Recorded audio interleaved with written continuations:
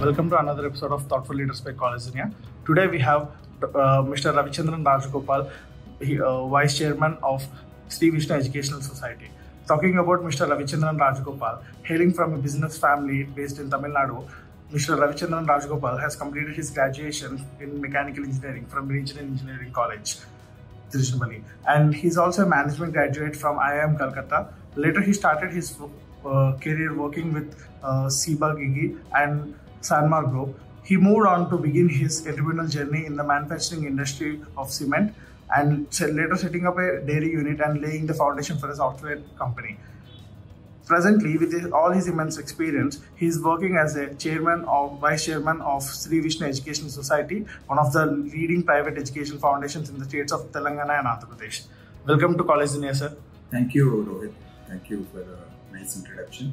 Actually, I was working for Seba Gigi, which is now called Novartis, and also I was working for the Sanmar Group, which is in Chennai. And after that, I started my entrepreneurial journey. Welcome, sir. Thank you. So going on to our interview, sir, our first question for the interview is, you have held many key positions at the education institutes throughout your professional career, right, sir? So what are the key factors that keep you connected with the education sector? So Rohit, it's not that I was throughout in my education career, in my professional career.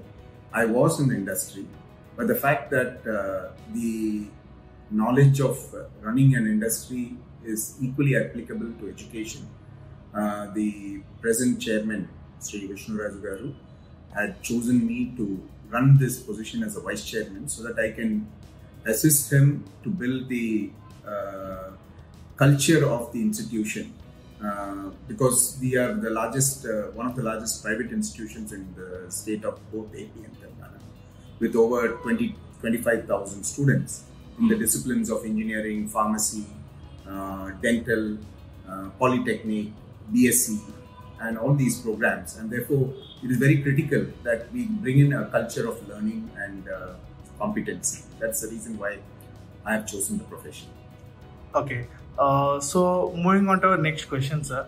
Being the vice chairman of BVRIT Group, so what is your philosophy of leadership? How do you describe your leadership style, sir? See, my leadership style actually is very open-ended because of my self-confidence in running industries. So academics are mostly, siloed.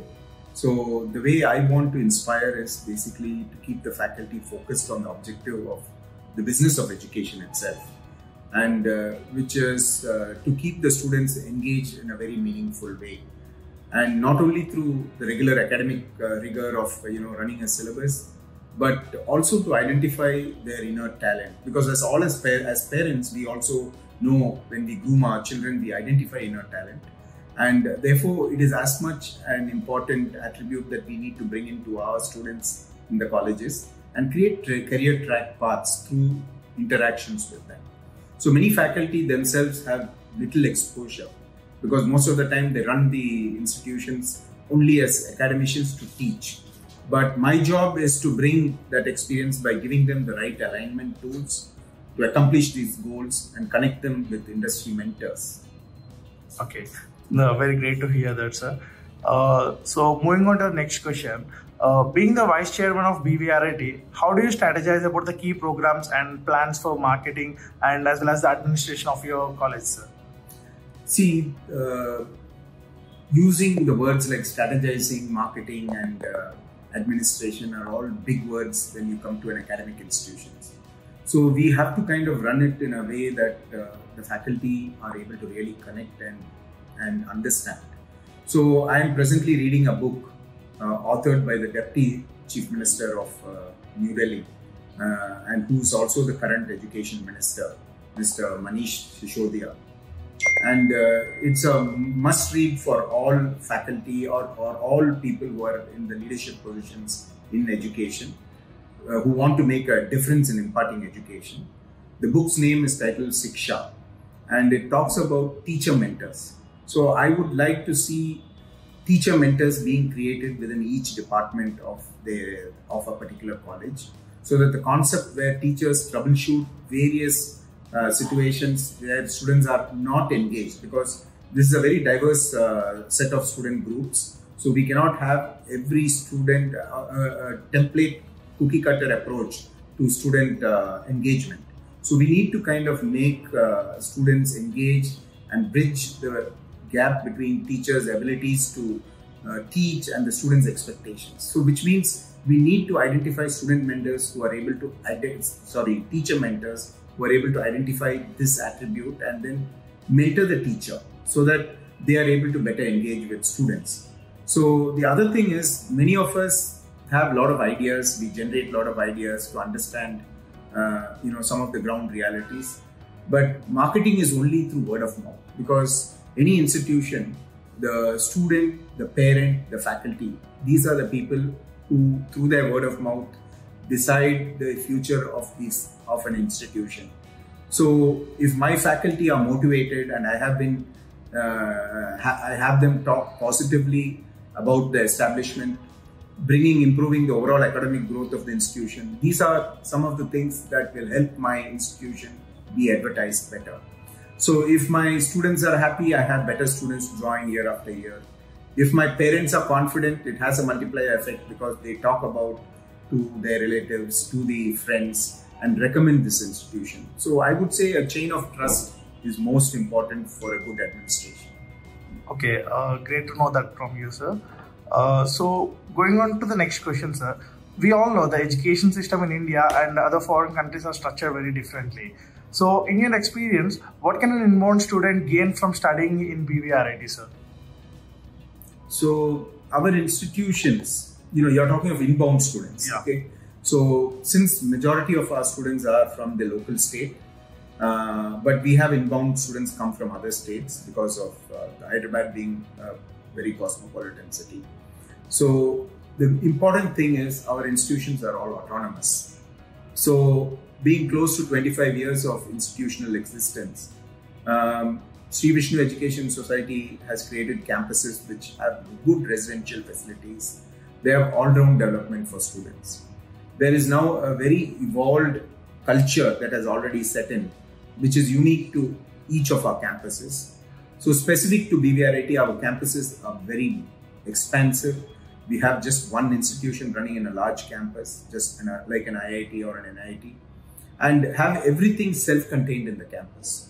So we have hostels, we have large sports complexes, both indoor and outdoor. We have health and wellness centers, we have gyms, we have multiple food courts, banks, libraries. We have special labs and also we have clubs like music club, photography, cultural trekking, motorsports. Anything that can make a student very interested to experience a campus life. So in our Bhimavaram campuses, we also have swimming pools, we have movie theaters. So you name it, we have all the facilities to make a 4-year experience of a student life very meaningful and very purposeful. So faculty also reside in the campus, which is very different, especially in private institutions in the states of AP, Telangana. So we also have a mindset of our chairman who is educated abroad. He studied in the US as a chemical engineer. So he brings in the flavor of what can be an expectation from a student who's coming inbound, because they may not belong to the local culture. Similarly, if you look at the secretary, who is Sri Aditya Bisam, he has been educated in the US as an undergrad in Penn State, and then he did his master's as an MBA student in Imperial School of London. So he also brings in a rich experience of what this generation of students would experience from a campus life. So these are things that favor why BVRIT is very different when it comes to student experiences. Okay. That's a very insightful information for the inbound students, sir.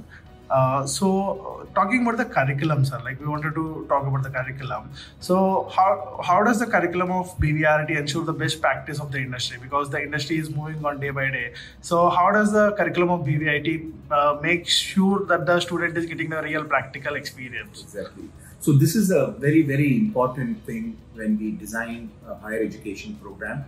And as I mentioned to you earlier, that we are now close to 25 years, and being autonomous allows us a lot of flexibility.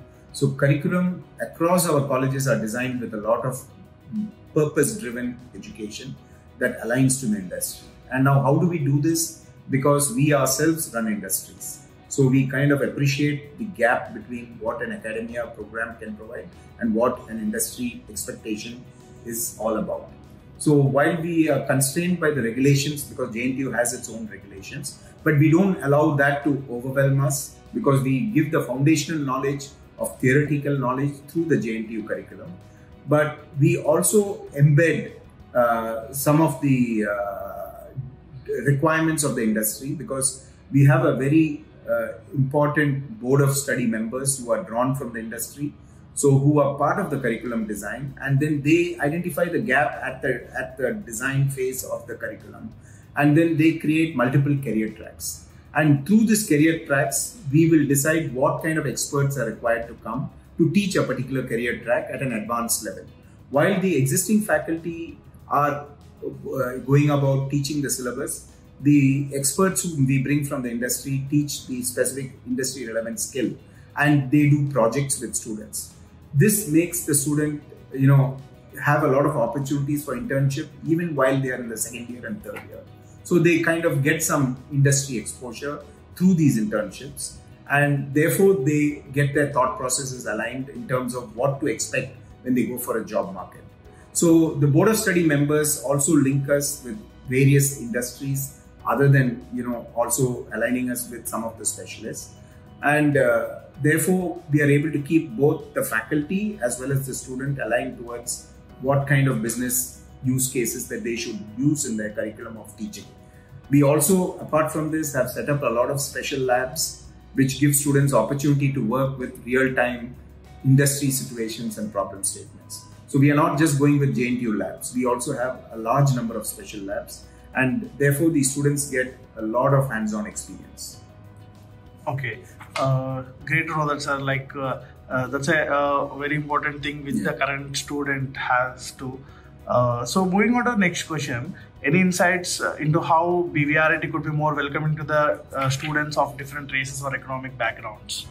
See, the foundation of this education trust itself was with the philosophy, because all of us were running industries. So if you look at our founder chairman, Dr. B.V. Raju, he is a great industrialist, and he has created this culture of inclusiveness even at the time when this education institution was established. So if you look at our colleges, while we give a large amount of importance to women in higher education, because that is the objective, foundational objective of this educational trust, we also have, except for one of the college, which is BVRIT College of Engineering for Women, all our colleges are located away from the cities. So we want to actually bring that element of including rural people. So if you see, a large amount of our campuses include students from various socioeconomic backgrounds. We have students from the districts.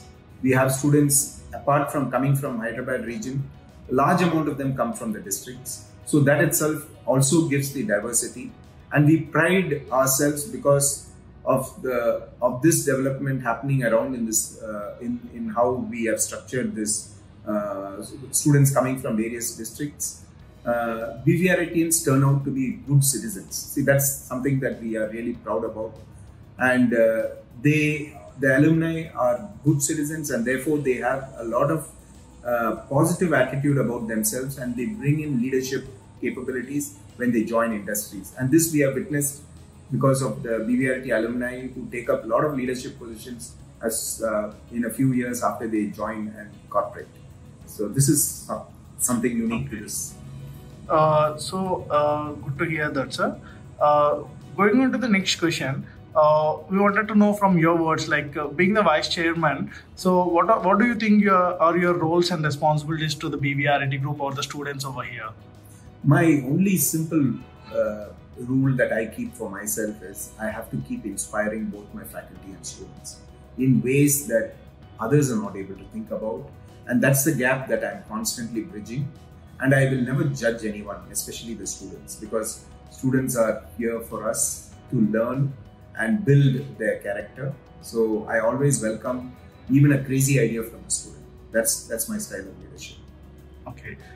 So going on to the next question in our interview, So what do you think should be the BVRIT's top priorities over the next 10 years, sir? I would say BVRIT has come in a long way in terms of maturity. But if you ask me, my top priority at this moment is in the next, because 10 years is a long period, I have to bring this culture of faculty, how they can be well trained and sensitized to be self-initiated. See, I worked in Sibagagi, which is now called Novartis. And if you look at their current philosophy, they say their Novartis India's mission is to have their employees unbossed. So what it means is they have to be unsupervised, which means they have to take pride in their work. The faculty have to take pride. They cannot be supervised. And that comes from a culture of feeling pride in, taking pride in their work. And that is so that they can design their own teaching lessons, lesson plans, their ability to deliver those teaching lessons to the students so that the students feel very motivated and engaged. So that is the kind of capacity that I would look at for my institution.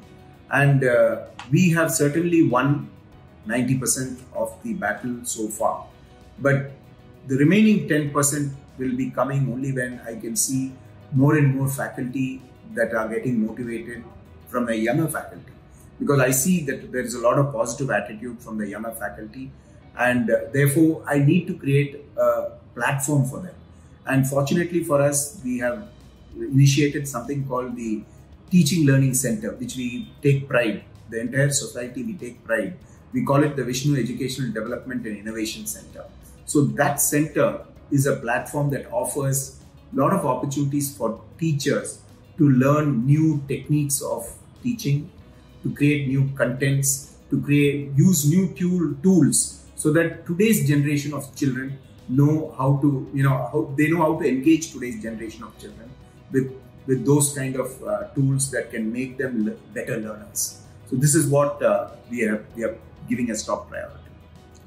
So sir, actually in our earlier question, we discussed regarding your roles and responsibilities.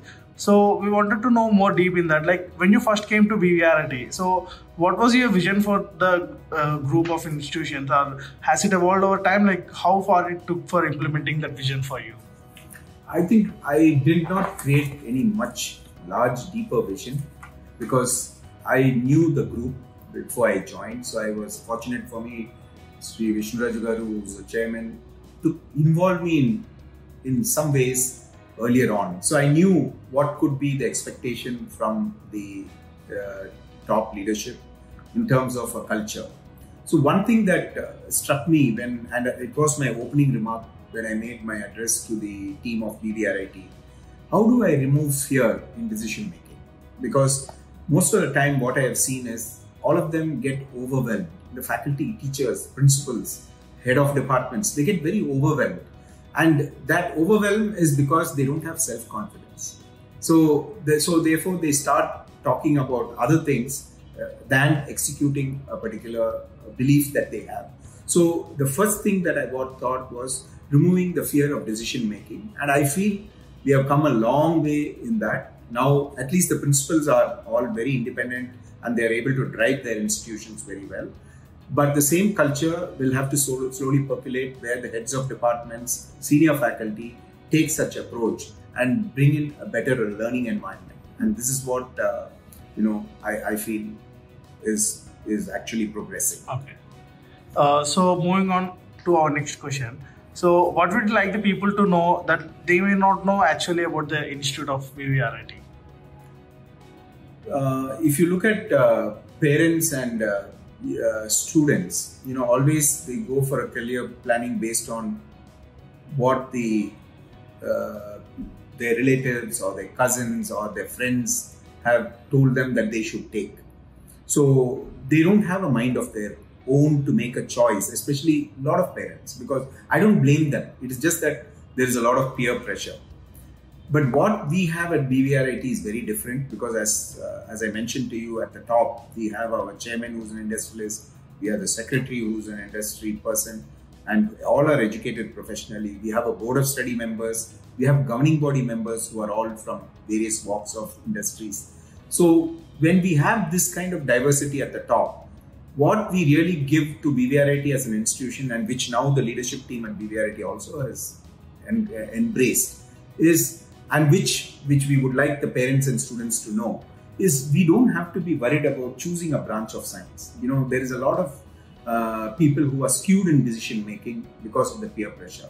BVRIT is offering today 12 undergraduate programs. We have pharmaceutical engineering, chemical engineering, biomedical engineering. We have artificial intelligence, data science, and business statistics, and business communication, and electronics, electrical, computer science, mechanical, civil. So a private institution doesn't offer this breadth of programs. So I would, really look at where parents and students are more motivated, that they are in an environment that they have such an interdisciplinary kind of branches existing in a campus, without feeling a bias for a particular course because they didn't get computer science, therefore they will move to a lesser college. They should use the advantage of BVRIT as an institution with such diversity in courses and programs, that undergraduate should be immaterial as long as they are in BVRIT. And that's the beautiful thing about BVRIT. And it's a full campus in the sense, as I mentioned to you earlier, it has got residential facilities, it's got faculty residing, it's got sports, it's got cultural activities, special labs. So when all are there, the whole experience of 4 years should be more an important pride rather than the choice of a branch, which unfortunately today is what makes them select a particular college. So I think that is the well-kept secret, and a lot of our alumni appreciate that, but they appreciate it only when they go through that experience and graduate. So I would not like students and parents to lose out on that unique opportunity that BVRIT can offer. And also, when parents should be aware that specializations can happen during their masters, not during an earlier program. In fact, today we had an alumni meet, and one of our students who was a mechanical engineer said that, "Sir, I'm doing my masters in US in computer science." So that should be the approach. So when parents and students should learn that BVRIT gives that unique experience for a full development of a student and their child. Okay. So moving on to our next question, sir. What do you see as BVRIT's greatest strengths? So many questions before also already list the strengths, but I would say the biggest strength is it's a large campus with all facilities. It's got 12 undergraduate programs. Faculty are committed and they care for the students. That's very important, because we on the top care for our faculty, and therefore faculty care for our students, and the strength of our alumni today who are global. So these are the important things that brings value to BVRIT. So sir, going on to the next thing in the interview. So what are some of the biggest challenges you see both for the higher education in general and for BVRIT specifically?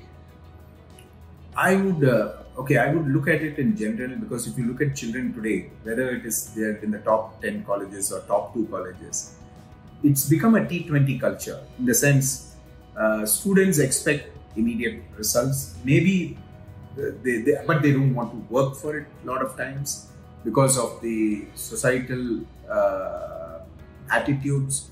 So most of the time students look for shortcuts. So parents are also to an extent having to be blamed, because they don't play a very proactive role, especially in the first 1 to 2 years. A parent should be a friend, a philosopher, and a guide to their child, especially in the first, I would say more in the first year, so that they don't lose out the child in them, and they should become more friends so that they are able to understand the emotional needs of a transition of an adolescent, and therefore they are able to keep their child focused. Mentally, they should be, stable, have a healthy mind, and a commitment to stay focused to pursue goals. Okay. Sir, we would like to give any suggestions to the current youth or to the aspiring students for BVRIT. Any suggestions from your side you want to provide for the youth, sir?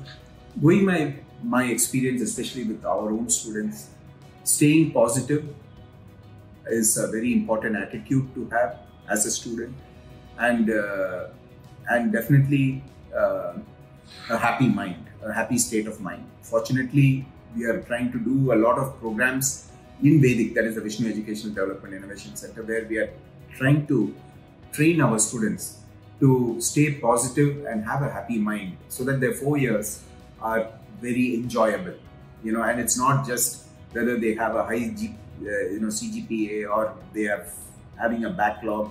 All these are only instances, but overall they need to stay happy and positive. Okay. What are some of the plans that you are currently or will be designing for your students, actually? So, being an autonomous college, as I mentioned, we are bringing a lot of tracks that we are embedding into the curriculum. So, we want students to experience those diversities irrespective of their branch, so they can go interdisciplinary. So, they will have minors, and so the curriculum encourages that, and they can pursue later in those minors if they feel excited about that and do a particular project. And I can give you an example. Like recently, we have started a satellite design lab with one of the startups, Dhruva Space. And we believe that by bringing a lot of these special labs, students will start taking initiatives without which they may not even have initially oriented themselves. So we have a ham club, for example, which, the students do remote connection with other ham club members. So things which they have not even experienced. We bring music, we bring Spit McKay into the campus. So people start telling, okay, why can't I pursue a track in music? So we are trying to bring in such diversity of soft skills so that children develop themselves to be more positive and as happy, as I mentioned to you earlier. So, well, thank you. Great to know that, sir. So, going on with the last question of our interview. So, how do you tend to establish a healthy environment in the institute, sir, actually? So, the healthy environment starts from us at the top. So, we trust our faculty, we kind of empower them. Similarly, the faculty play a very positive and a proactive role in mentoring and nurturing the children. And I'm very, very confident that given these initiatives that we have taken, the next 10 years are going to define a very strong culture, which is very unique. And as I mentioned to you, we are also creating an environment where we are wanting our students Monday to Friday, irrespective whether they are your hostelers or they're coming from the city, they should stay in the campus. So we are trying to create a very different kind of an environment. So we are working towards trying to become, like any of the national institutions of repute, where education is all about, friendship, peer learning. Classroom can teach you only 30%, but 70% learning is through what you see from others. And that's the environment we are trying to create. Well, that's a very great information to know, sir. And thank you very much, sir. Thank you for providing your time to share your views and very insightful messages about BVRIT for the aspiring students. Thank you from Collegedunia, sir. Thank you, Rohit. I really enjoyed today's talk to you. Thank you for asking those nice questions. Thank you. Thank you, sir.